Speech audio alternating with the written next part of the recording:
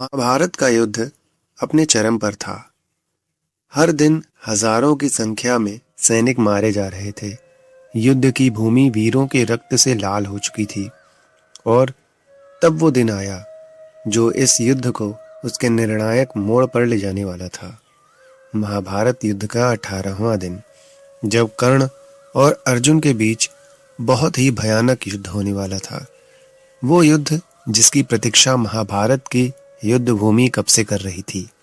लेकिन इस निर्णायक युद्ध से एक रात पहले, जब वीर योद्धा कर्ण युद्ध की तैयारी कर रहा था, तभी वानर का वेश धारण कर हनुमान जी कर्ण के पास उसकी परीक्षा लेने रणभूमि में उसके रथ के पास पहुंचे। मित्रों, जी हाँ, आज की इस वीडियो में हम आपको बताएंगे कि आखिर किस प्रकार हनुमान जी को कर्ण के पास उसकी परीक्षा लेने रणभूमि में जाना पड़ा था। महाभारत युद्ध का 17वां दिन समाप्त हो गया था। अर्जुन और कर्ण के बीच घनघोर युद्ध हुआ, जिसमें कर्ण ने अर्जुन को जीवन दान दिया।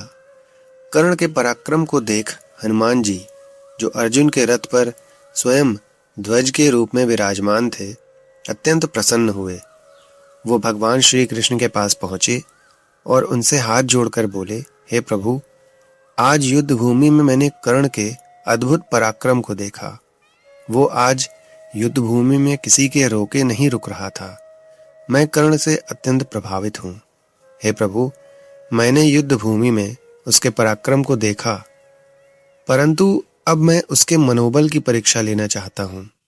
भगवान श्री कृष्ण ने मुस्कुराते हुए उन्हें कर्ण की परीक्षा लेने की अनुमति दे दी।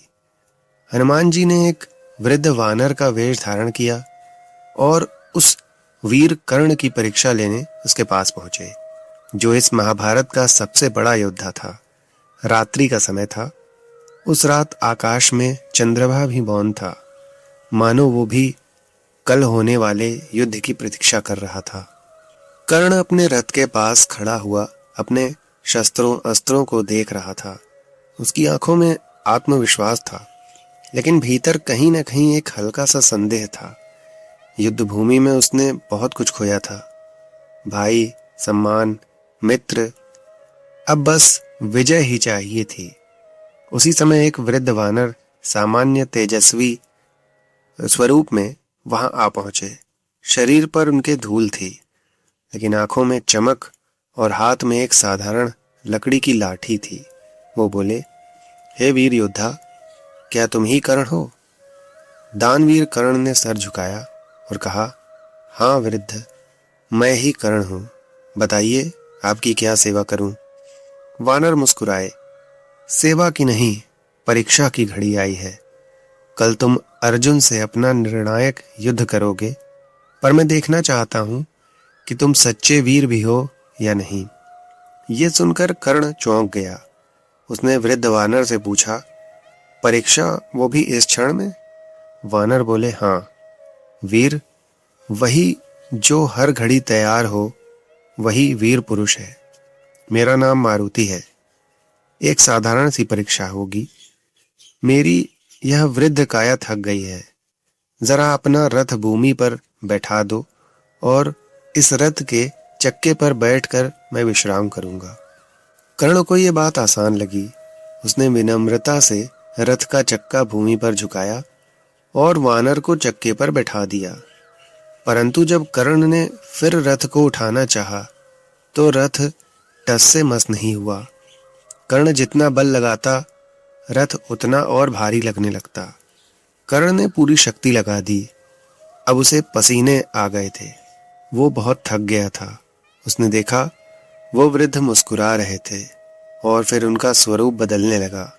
उनकी काया विशाल होने लगी।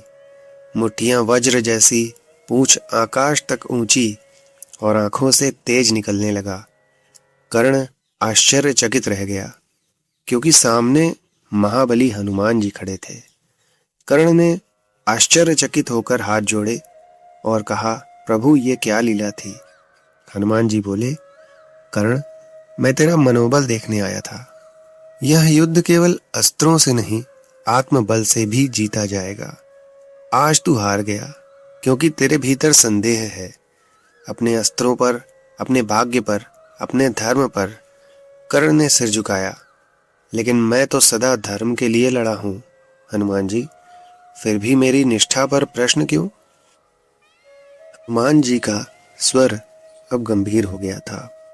उन्होंने कहा, कर्ण तू बहुत वीर पुरुष है, इसीलिए मैं यहां तेरे समक्ष आया हूं। और इस बात में बिल्कुल भी संदेह नहीं है कि तू बहुत ही पराक्रम के साथ युद्ध करता है, परंतु जब तू अधर्म के साथ खड़ा होता है तब तेरा बल भी तुझसे विमुख हो जाता है।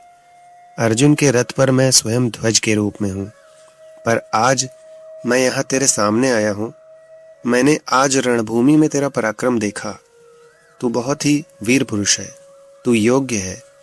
अगर तू अपने संदेह को त्याग दे तो कर्ण की आंखों से आंसू निकल पड़े। उसने करुणा भरे स्वर में पूछा, हे भगवान, क्या कोई उपाय है कि कल के युद्ध में मैं धर्मपूर्वक युद्ध कर सकूं? हनुमान जी ने उत्तर दिया, तू बस सत्य के साथ खड़ा हो जा। अब तुझे ये सिद्ध करना है कि वीरता, दान और धर्म तीनों एक योद्धा में साथ हो सकते हैं। इतना कहकर हनुमान जी अदृश्य हो गए, परंतु कर्ण के भीतर बहुत कुछ बदल चुका था। उसका सिर ऊंचा था, आंखों में संदेह नहीं बल्कि एक अद्भुत शांति थी।